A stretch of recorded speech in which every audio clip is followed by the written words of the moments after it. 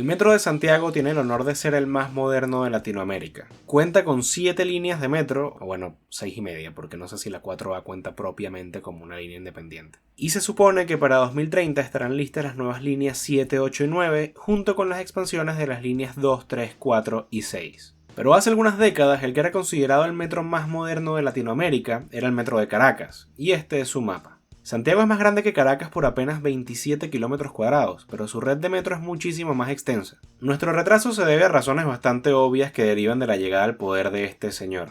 Si el diablo se pone cómico, se lo acomodo por las costillas. Y una de las cosas que se vieron afectadas en cuanto a este medio de transporte fue la construcción de la línea 5, que personalmente me quema en el alma. Así que en este video no solamente les voy a contar la historia del metro de Caracas, sino que también van a escuchar mi triste historia. Nuestra historia comienza en 1947 cuando dos empresas francesas presentaron algunas propuestas para construir un sistema de metro en la capital. Pero por varias razones estos proyectos no se dieron, razones llamadas peleas entre Acción Democrática y los militares. Otra causa por la que al metro no se le dio mucha importancia es que, no sé si lo saben, pero Venezuela es el país con las reservas de petróleo más grandes del mundo.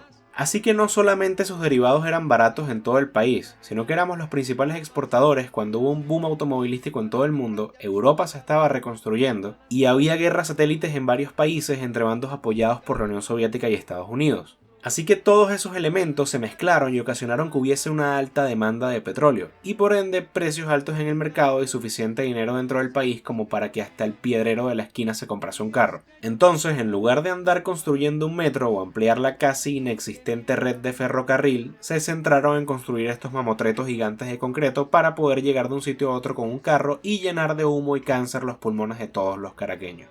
Pasa que cuando construyes tanta infraestructura para el carro, eso es solamente una solución a corto plazo, porque entonces más personas se ven incentivadas a moverse en este vehículo en lugar de utilizar otras alternativas que no cuentan con la misma proporción de infraestructura. Y eso fue lo que pasó en los 60, colas, las muy conocidas colas de la capital venezolana. Así que en el 65 se retomó el plan para construir un transporte subterráneo y en el 68 se hizo el primer trazado de lo que sería la línea 1 que iba desde Catia hasta Petare. Además, se plantearon 5 líneas más que recorrerían todo el valle y lo conectarían con otras ciudades satélites. En teoría, este mapa que están viendo debió estar listo para la década de los 90. Pueden reírse, se los permito, o llorar, ambas cosas están permitidas. Recién en 1975, bajo el mandato de Carlos Andrés Pérez, se iniciarían las obras de construcción después de terminar todos los trámites burocráticos, y 2 años después se fundaría la compañía estatal Metro de Caracas. Y lo que pasó después fue algo que me parece increíble teniendo en cuenta el estado actual de las cosas.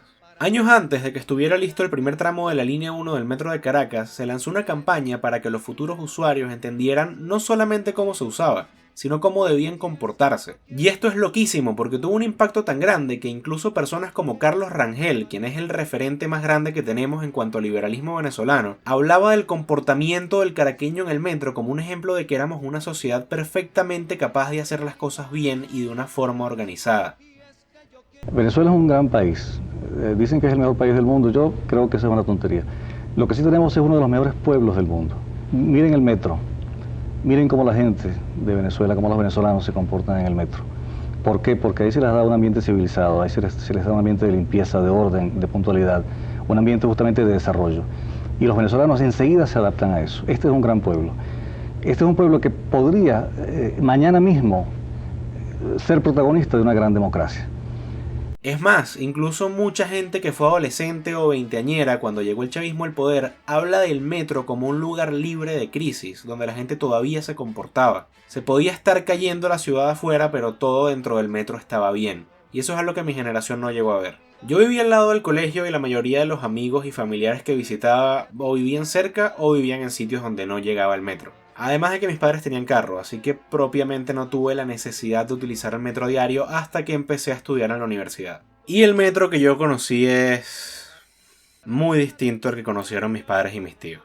Se suponía que aquí iba a mostrarles la tarjeta del metro que utilizaba cuando iba a la universidad, pero no sé dónde la guardé, así que la estaré buscando y la subiré en Instagram o en Twitter, así que sígueme en Instagram y Twitter. Volviendo a nuestra historia, el 2 de enero de 1983, bajo el mandato de Luis Herrera Campins, también conocido por esto, se inauguró el primer tramo de la línea 1 con 8 estaciones que iban de Propatria hasta La Hollada. 3 meses después de la inauguración se pusieron en funcionamiento 6 estaciones más hasta Chacaíto. En el 87 se inauguró el primer tramo de la línea 2 con las 9 estaciones que van desde Las Adjuntas y Zoológico hasta La Paz. Y con esta línea nacería también el Metrobús, originalmente con la función de conectar la estación La Paz con la estación Capitolio y luego encargándose de conectar las estaciones de metro con sectores a los que no llegaba.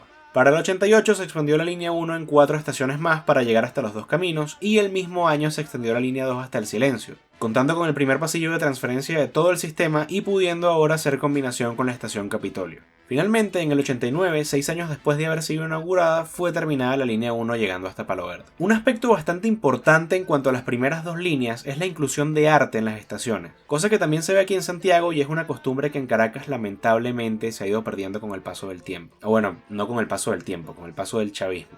En los 90 el ritmo de construcción bajó considerablemente debido a una crisis económica y solo se logró construir el primer tramo de la línea 3 desde Plaza Venezuela hasta el Valle. Y ahora es que empieza el desastre, pero primero déjenme explicarles lo que es un ramal. Esto era el mapa del metro de Santiago hace 17 años. Claramente se puede ver que la línea 2 no conectaba con la línea 4. Entonces, si querías ir desde la Cisterna hasta Rojas Magallanes, tenías que recorrer la línea 2 hasta Los Héroes para subir en la línea 1, llegar a Tobalaba y hacer combinación en la 4. O como diría mi abuelo, te jodes y das toda la vuelta. Para evitar esto se construyó un ramal en 2006 llamado Línea 4A, que tiene como función conectar la línea 2 con la línea 4 y no hacerte dar toda una vuelta absurda o aguantar tráfico en una micro. Casualmente, también en el 2006, cuando el coprófago este tenía ya 7 años en el poder, se inauguró un ramal de la línea 2 que llega hasta Zona Rental, combinando con Plaza Venezuela, y que por alguna razón decidieron ponerle línea 4 cuando realmente va por el mismo carril. De hecho, se puede hacer un viaje desde Zoológico hasta Zona Rental sin necesidad de bajarse del metro,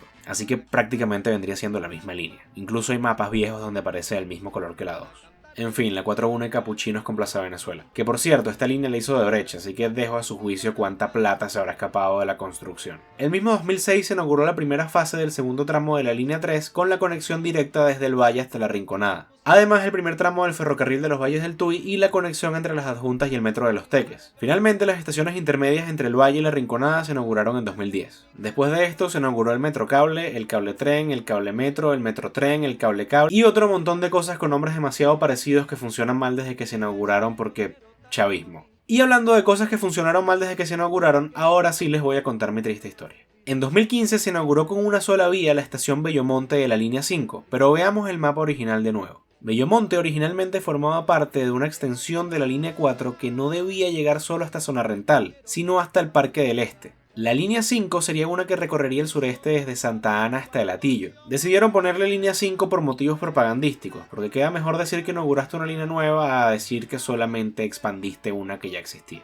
La línea 5 planeada por el chavismo sería esta, uniendo un tramo de lo que originalmente sería parte de la 4 con otro que era parte de la 6, eliminando la estación La Urbina Sur y cambiándole el nombre a La Urbina por Guaraíra Repano, que estaría unida a la estación Petare de la línea 1 gracias al cable tren y unida también al futuro metro de Guarenas y Guatire que tampoco se hizo y quedó así. Si yo quería montarme en el metro tenía que caminar 21 minutos hasta la estación La California o casi media hora hasta la estación Los Dos Caminos. La línea 5 me iba a poner una estación de metro a 600 metros de mi casa a la que podía llegar en 9 minutos. Y pensé, seguramente cuando vaya a la universidad esto va a estar listo. Y no fue así, porque en 2011 se retrasó hasta que inauguraron una sola estación con un solo carril en 2015. Y cuando necesité la estación en 2018, no solamente no estaba lista, sino que no estaban ni construyéndola. Entonces me tocaba agarrar camioneta hasta Los Dos Caminos o caminar hasta la California todos los días para ir y regresarme a la universidad. Y muchas veces de regreso el metro estaba colapsado, así que no lo podía usar y yo tampoco tenía efectivo para una camionetica porque, bueno, chavismo. Y me tenía que devolver caminando 10 kilómetros desde la central hasta el Marqués.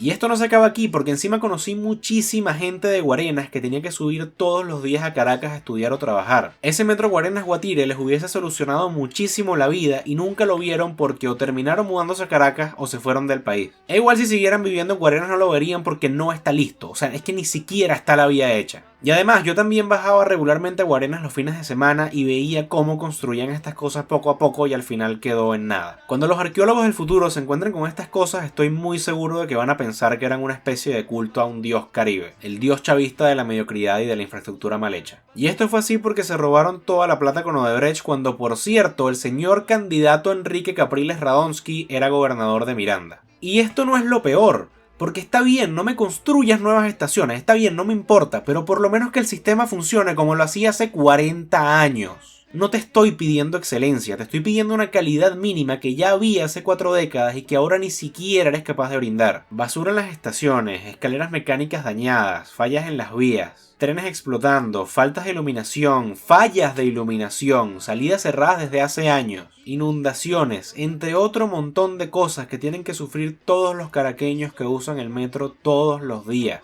Y ni hablar de la inseguridad de la que, por cierto, fui víctima cuando me encañonaron en la estación de la California para robarme el teléfono. Y yo sé que en los últimos años se han estado haciendo obras de restauración, lo sé, he visto las fotos y de verdad me alegro mucho, pero es que ese no es el punto.